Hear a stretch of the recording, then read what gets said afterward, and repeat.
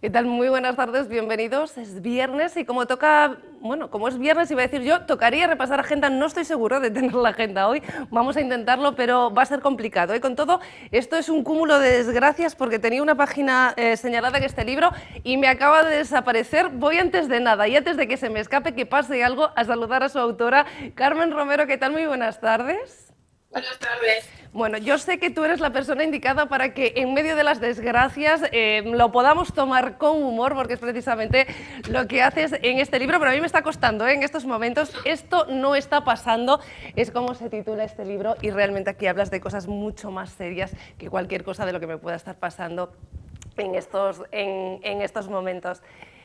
Carmen, tenía en serio un pasaje yo creo que bastante interesante, subrayado. Voy a intentar buscarlo todavía porque antes de presentarte yo quería contar una historia que es una historia propia nuestra de los medios de comunicación, porque durante muchos años, yo hace muchos años que he trabajado en medios de comunicación. He trabajado en prensa escrita, trabajo en la cadena SER, en la radio, trabajamos aquí en la tele, en Televigo, también informativos, y durante muchos años se nos dijo que no podíamos hablar de suicidios porque eso hacía un efecto llamada, que si hablábamos de suicidios la gente se iba a suicidar más. De unos años hasta aquí no solo hablamos de ellos, sino que podemos dar un número de teléfono que es el 024.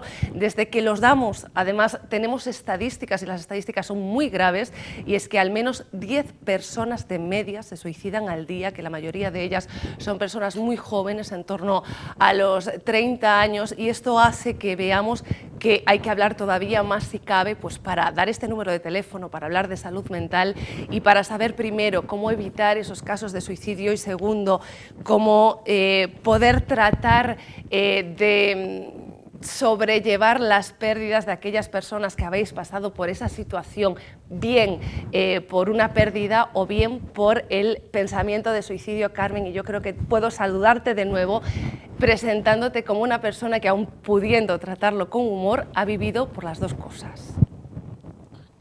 Pues sí, la verdad que sí. Y todo lo que dices, yo ahora justo que estoy en plena promo con el libro, sí que noto el cambio que dices tú de los medios de comunicación, pero antes sí que había mucho tabú y mucho silencio ahí también. Y por suerte creo que se ha demostrado que lo del efecto llamada es totalmente falso. Al revés, que creo que si se habla abiertamente del suicidio, de la salud mental, la gente que está pasando por momentos delicados lo agradece y no se siente tan sola, que me parece súper importante para empezar a tratar este tema. Cuando tú estás en ese punto y te sientes solo, es que se agrava mucho más y pesa mucho más la situación.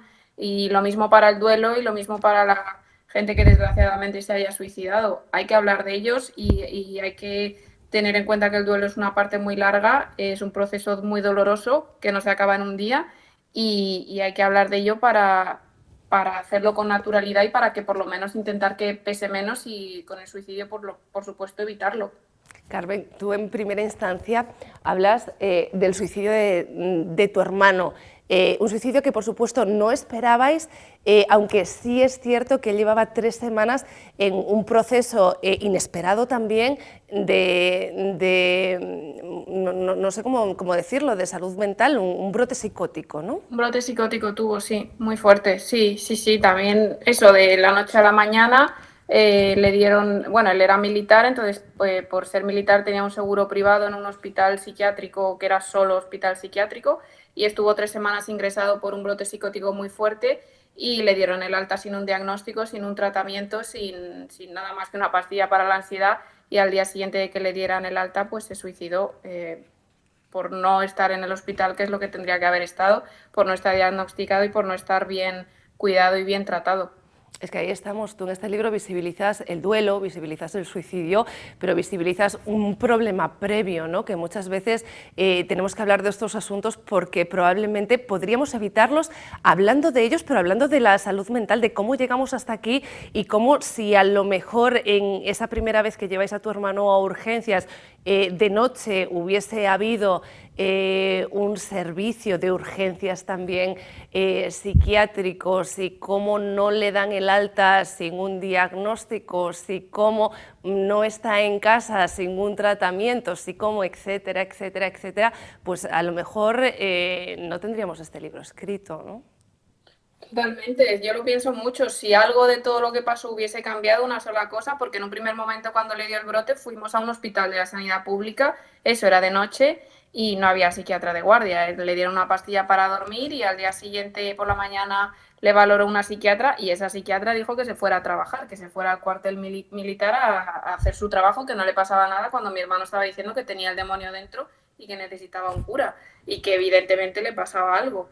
Esa primera doctora le mandó a trabajar y luego tuvimos la mala suerte también de que en el hospital, en el siguiente que le ingresaron ese mismo día por el brote tan fuerte, eso, le dieran el alta sin un diagnóstico y sin un tratamiento porque en la póliza del seguro ponía que podía estar 4 semanas al año ingresado solamente, llevaba 3 y era junio. Entonces, por pura estadística, pues literalmente le echaron a la calle. Carmen, tú en este libro, bueno, claro, yo no sé si lo he dicho, no sé si alguno de ustedes sobre todo reconoce su voz, porque Carmen ha colaborado en la cadena SER, ella tiene un podcast donde nos dice odia a la gente, yo creo que solamente odia a determinada gente en realidad, a los idiotas, ella lo dice de otra manera, que son un pequeño colectivo. Yo creo que sobre todo han reconocido su voz, ella es cómica y ella utiliza el humor para muchas cosas. Muchas veces el humor yo a veces pienso que sirve para escondernos, ¿no? Los gallegos en general creo que utilizamos un determinado humor, que es la retranca, para esconder aquellas cosas que nos dan vergüenza, nos dan miedo, nos dan bueno, pues, cierto pudor y utilizamos el humor como herramienta, como barrera, pero otras veces el humor y cada vez más se puede utilizar, yo creo que las feministas lo hacemos mucho también, pues como denuncia y como herramienta también para hacernos escuchar de forma más fuerte y tú utilizas el humor también en este libro para guiarnos a través de las páginas, no solamente a través de la historia de tu hermano, sino a través de la tuya propia y de cómo te armaste de valor para superarlo, para superar no solamente esta muerte y el duelo, sino todo el proceso que tú tuviste que superar después. Tus ganas de no seguir viviendo, por ejemplo, o otros problemas que ya te venían acompañando de atrás, pues por ejemplo, es que claro, me da rabia porque es que tenía un párrafo que prácticamente lo resumía absolutamente todo, pero es que lo haces con muchísimo sarcasmo y siempre riéndote de ti misma y muchísimo de los demás, que se lo merecen además. Sí, sí, sí, es la forma que más me gusta a mí de comunicar y de expresarme y para el libro sí que no dudé en ningún momento que iba a ser esa. Tú dices una forma de esconderse, yo lo he usado también como eso, se puede usar, pero para mí también en el libro es una forma de acercar el tema, de alguna, si podemos decir, de forma amable, que no creo que se pueda decir, pero bueno, a mí me sirve como para hablar de mis desgracias con humor, es como una forma de exponerlo, no tan brusca ni tan violenta a lo mejor, entonces creo que ayuda muchísimo a toda la historia, al relato, y que tampoco le quita ni peso ni dolor, porque evidentemente eso no hay nada que lo quite, pero sí que por lo menos la lectura se hace, o las críticas que he tenido es que se hace un poco más amena y que puedes leer mejor el libro, que entiendo que es un libro muy duro y doloroso, que al final he contado las cosas como fueron, no, ni quería callarme nada, ni quería esconder nada, entonces el humor sí que es una manera por lo menos de que el lector lo reciba de otra manera y que vaya viendo también pequeñas pausas y descansos en los chistes que digas, ostras, me estás contando esto que es súper duro, pero aquí me has metido un chiste como de desahogo y como también de punto y aparte y creo que es muy importante hacerlo de esta manera para que llegue más. ¿A ti te ha servido como terapia? Pues no lo hice para nada con esa intención al principio. Quería visibilizar el caso de Miguel, quería hablar de salud mental, quería hablar de suicidio, del duelo, de todo lo que se pasa, de todo lo que yo pasé. Y quería que hablásemos de eso y ponerlo en la palestra y también que sirva para ayudar a otra gente que esté pasando por situaciones parecidas o por el duelo de un familiar. Y esa era toda mi intención, eso y hacer reír. Claro está que soy cómica, pero sí que ya acabándolo me he dado cuenta que sí que me ha servido a mí para asentar las cosas, para verlo desde otra perspectiva. Al final han pasado ya 8 años, entonces ves todo de una manera más calmada y escribirlo te ayuda también a ordenarlo y a descubrir cosas incluso de ti o de lo que pasó, de cómo lo viviste, que en las que no había reparado. Entonces sí, sí que me ha ayudado, ha sido una ayuda más. ¿Alguien de esos primeros días te ha buscado después? O sea, ¿has conseguido algún tipo de explicaciones de lo que le sucedió a Miguel durante esos primeros días, de ese primer hospital o después del hospital militar? Del primer hospital quisimos hablar mi madre y yo con la doctora, mi hermano se fue corriendo, claro, porque estaba en pleno brote psicótico, a saber lo que le estaba pasando por la cabeza, entonces él salió corriendo del hospital porque se dio cuenta de que no le iban a ayudar, mi madre y yo nos quedamos allí un montón de tiempo hasta que la doctora se dignó a vernos y nos dijo que ella ya le había valorado, que no tenía nada que hablar con nosotras y ya está, y que estaba todo en el informe de alta, entonces nos fuimos de allí.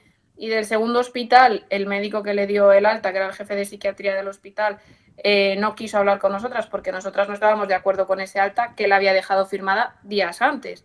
Entonces quisimos hablar con él antes de llevarnos a mi hermano a casa porque tuvimos que firmar el alta y aceptarla, que es otra cosa que jamás entendí, que la familia tenga que asumir un alta cuando te está diciendo que no lo ven como para que se vaya a casa.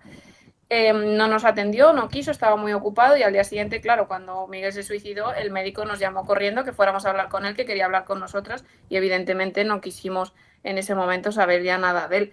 Y después hubo un juicio porque le denunciamos a él y al hospital y, y el juez dijo que nunca se podría saber qué había pasado, si había sido una negligencia o no y que en cualquier caso nosotras habíamos asumido el alta, que es algo que me parece aterrador que hagan cargar a la familia con las consecuencias de lo que ha pasado simplemente porque tú has firmado el alta, porque mi hermano se quería ir a casa y porque estaba harto de estar en el hospital y claro, los médicos decían que estaba para irse a casa, pues tú al final quieres creer, o sea, yo no soy médico, entonces que me hagan responsable a mí de ese alta y de lo que pasó después para que un juez diga que no, bueno, que yo acepté ese alta y que nunca se iba a poder saber si era una negligencia, pues tampoco me ha hecho querer saber más nada ni del hospital, ni de los médicos, ni de nadie de ese entorno. Es tremendo, es entendible. Con esta seriedad puede hablar Carmen de este asunto y, ojo, también con esta otra. Voy a leer un parrafito, nada más. He encontrado uno de los que tenía subrayados, no el que yo quería en principio, pero ya me vale. Le empecé a dar vueltas otra vez a lo injusta que estaba siendo la vida conmigo. Pensé que el colmo de mi existencia sería suicidarme el día antes de que todo empezara a cambiar para bien. Seguro que el día después de irme me iba a llegar una carta con el sueldo fijo de por vida. Me tocaría la lotería o despertaría de todo este delirio. La existencia de esa posibilidad me provocaba mucha rabia y me emparanoiaba. Llegué a estar convencida de que me pasaría un Romeo y Julieta de hermanos. Si esto no es humor, que venga alguien y me lo cuente. Y con todo esto nos damos cuenta de lo que estaba sufriendo y por el camino te reñimos, porque yo te he reñido mucho a lo largo de estas páginas y nos reímos un rato contigo. Yo creo, Carmen, que así hay que tomarse la vida también. Yo no sé si al final de estas páginas donde tú le escribes una carta, por cierto, a tu hermano, donde también das una serie de agradecimientos, tú te sentías mejor. Yo estoy segura de que le harán sentir mucho mejor estas páginas a mucha gente que pueda leerlo. No sé si tu madre ha podido llegar bueno, a adentrarse en este libro, porque entiendo que es una historia donde ella está muy presente también. Sí, no, mi madre me ha apoyado muchísimo y le estoy súper agradecida. En el libro lo digo, también se refleja perfectamente cómo ella fue el mayor apoyo que yo tuve durante el tiempo de duelo y durante el tiempo que lo pasé tan mal. Y está súper orgullosa y súper contenta, que es algo que me llena de felicidad, pero no es capaz de leerse el libro y lo entiendo perfectamente y supongo que irá a su tiempo y a su ritmo. Se ha leído el primer capítulo, pero yo le he dicho que lo que ella quiera y que lo que ella vaya viendo, que entiendo que es súper duro y que no debe ser nada fácil recibir un libro así.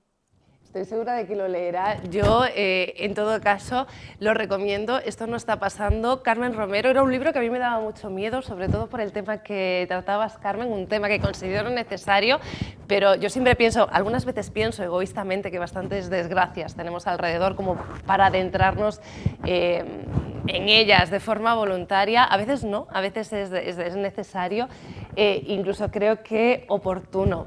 Carmen, ¿cuándo vienes por aquí para contar únicamente chistes? ¿Algún escenario próximo y cercano que te traiga a Galicia? Pues ojalá, tengo que buscar fecha porque me encanta Galicia. Estuve en Vigo hace poco actuando y tengo muchísimas ganas de volver. Adoro Galicia y tengo que buscar una fecha pronto para ir a hacer mi monólogo.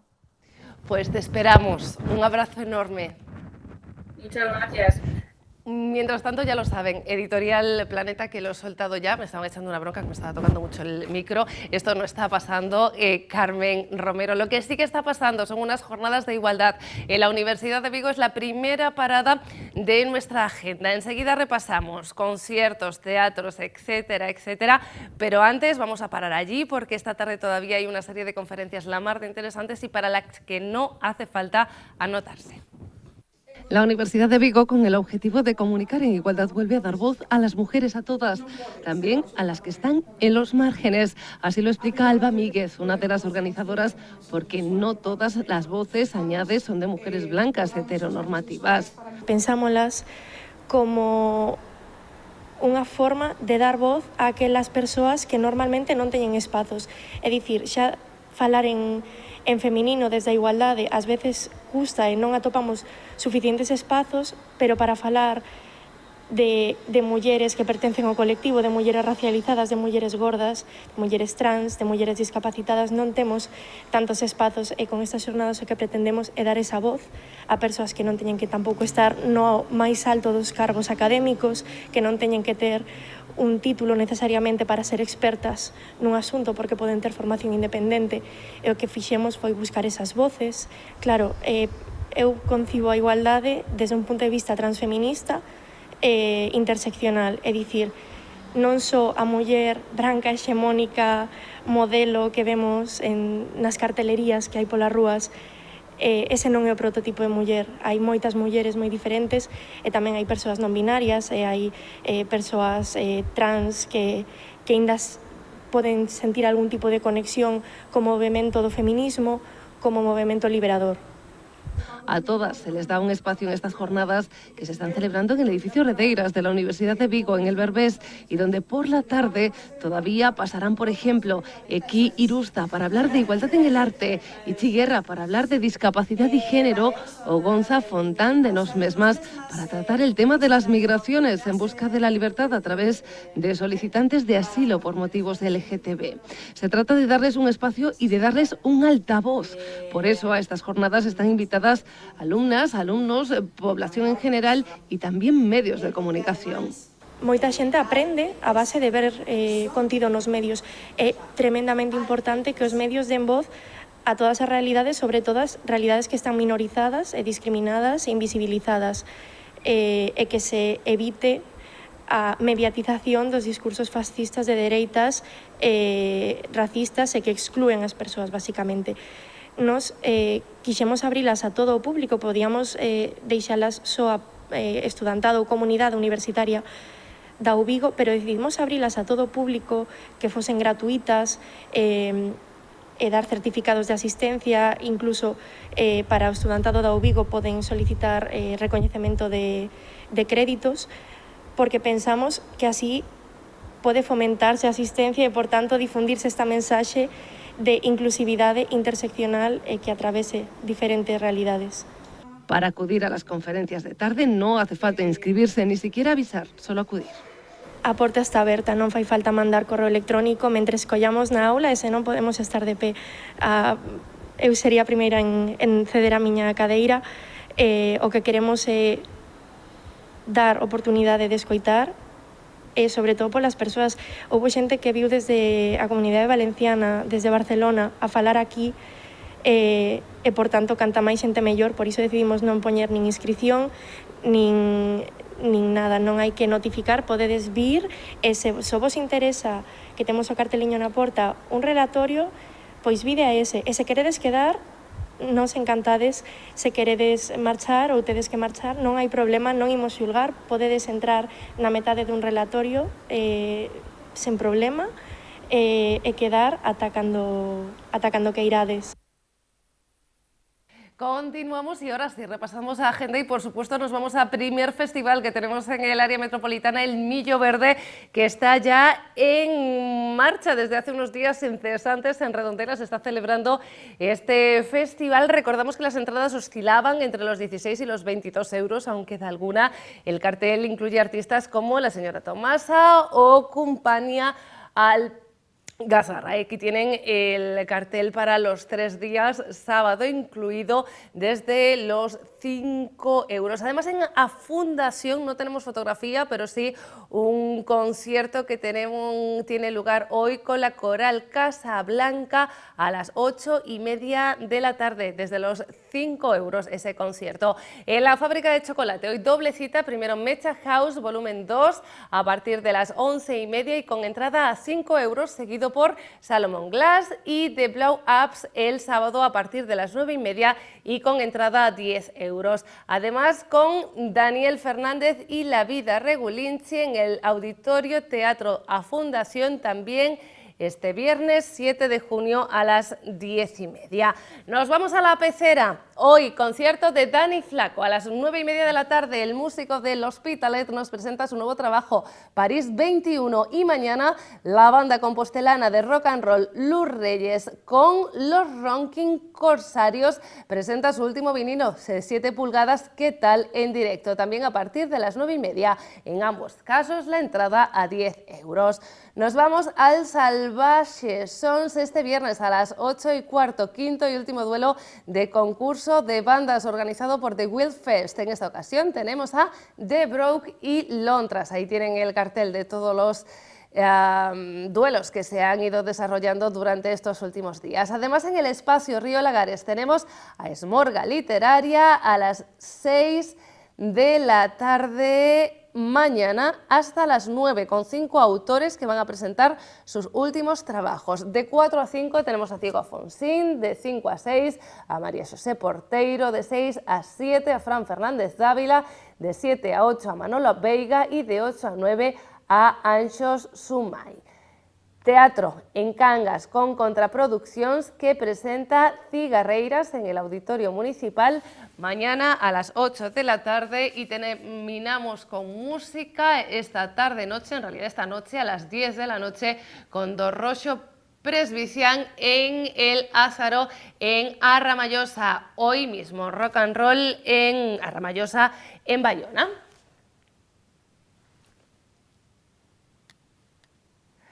Son algunas citas de este fin de semana donde podemos ver exposiciones. También, por ejemplo, esa sala de exposiciones de Casa das Artes, donde se ha remodelado una sala donde podemos ver una nueva muestra de Francisco Fernández del Riego. Saben ustedes que lo hemos podido ver en informativos durante esta semana y será uno de los reportajes que nos guardamos para la próxima semana, donde volveremos con plató abierto entre el martes y el viernes, siempre entre 2:30 y 3. Hasta entonces nos despedimos. Un beso.